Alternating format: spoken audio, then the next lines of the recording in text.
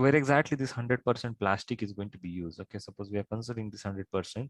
So most of the stack is going into the packaging and construction. Okay, so you can check almost the 40 and 30% is going to be here, and then close to the 15% we have in automotive. Okay, and the other, there are the several, we're going to be have 14%. Okay, so major intake going to be used in packaging and construction.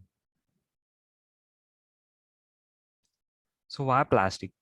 So with respect to metal, if you just compare plastic, okay, so with respect to the metal, if you just compare the plastic, what we get, something like this is a corrosion resistance. So that is a more important property we have as a disadvantage, we can say, for the metal, so that we can overcome over here. Then chemical resistance will be better with the plastic rather than the metal. That is again the same. The strength, we can compromise in strength with respect to adding additives. We can match the strength of the metal. So that is also possible. Is not something like we cannot have the strength for the plastic with respect to the metal.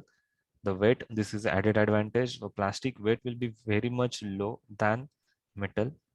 So this is again an economical. Same thing you can check with our day-to-day life example. What we have the metal chair price and what we have for the plastic chair price. So this is a huge difference we can form in this particular area. Okay, so difference between the metal and plastic chair. So that is something like you can recognize how deviate it will be in a price.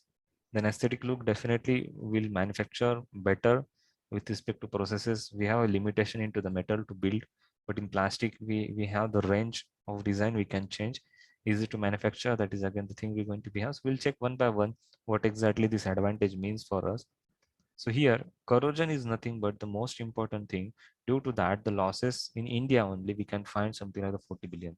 So whatever the metal going to get corrugated, okay, whatever the metal going to get corrugated, it's something like killing the metal. Okay, corrosion is going to be killing the metal, and they are not going to be used again, or reuse is not possible for this case. Okay, so this is a total loss we're going to be found over here. So that will be not get into the plastic, we can recycle that definitely. Here if you just check the price or difference in the price range, as we have said, day-to-day life, the plastic chair and the metal chair, you can check the range of the price is very much high. Okay, and due to that, even the function is the same. Even the life, you can check with that, the life is going to be satisfied our application use. So for that reason, with respect to the metal, definitely we are getting the plastic as a cheaper or the low cost. Then we have the lightweight.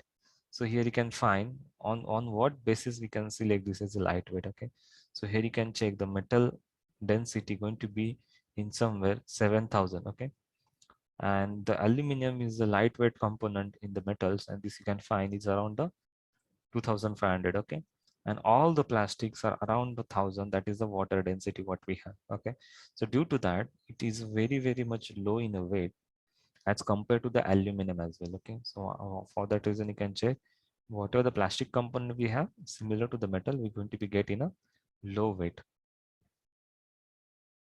In the strength wise, you can consider the strength we are getting over here, the tensile strength we can get up to this level. Even if you just check in this case, we have the simply ABS, we have the 40.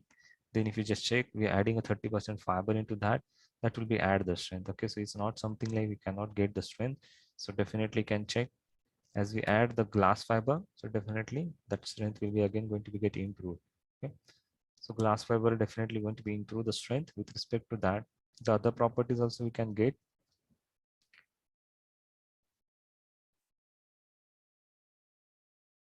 Then the aesthetic look. So wherever we're going to be checked with the plastic, so you can find this is a metal, we have the shape and size in the early 90s or the late 90s, but nowadays in 21st century you can find all about the plastic will be replaced with the metal into the interior exterior. We can find what design and aesthetic look we can get. Okay, so this is the flexibility we're going to be have for the aesthetic look, and this is due to the manufacturing process. Okay, so what manufacturing process we're going to be use, the most of the time we're going to be use the injection molding.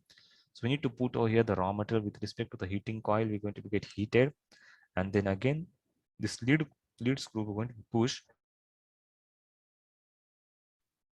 Lead screw going to be push this material into the vacuum. Vacuum is created with the core and cavity. So this is nothing but the core and cavity. So with the lead screw, the molten plastic will be get pushed over here, and this is how the injection molding we're going to be used.